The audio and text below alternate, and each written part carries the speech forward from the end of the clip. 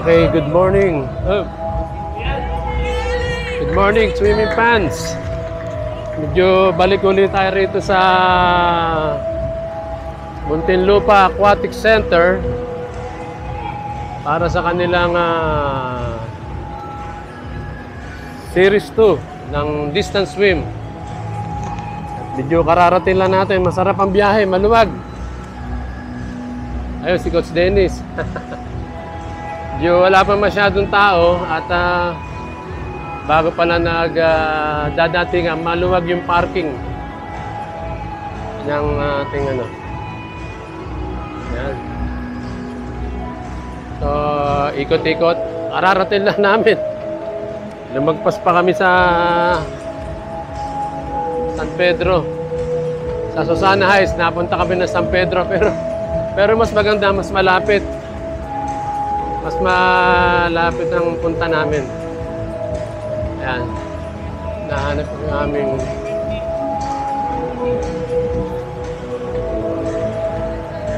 at ito si President. At ngayon ko lang makikita itong kanilang bagong automatic timing system.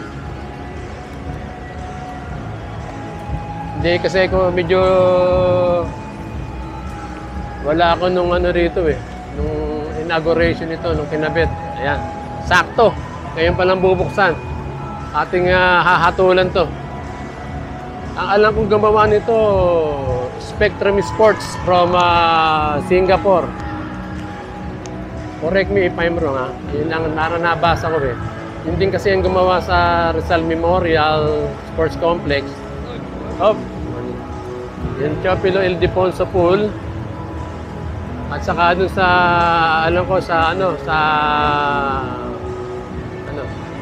Oy. President, ayan. Okay. Medyo ararating lang natin dito. At to si Joey Andaya, galing Pambataan. Ayan. Ayan. Medyo nagdadatingan pa lang ngayon si Capredi. Mamaya i-report natin kung itong bagong Medyo maaga pa po kasi kaya ngayon pa lang nagdadatingan. Ayan, si Coach George. Ayan. Ngayon pa lang sila nagdadatingan.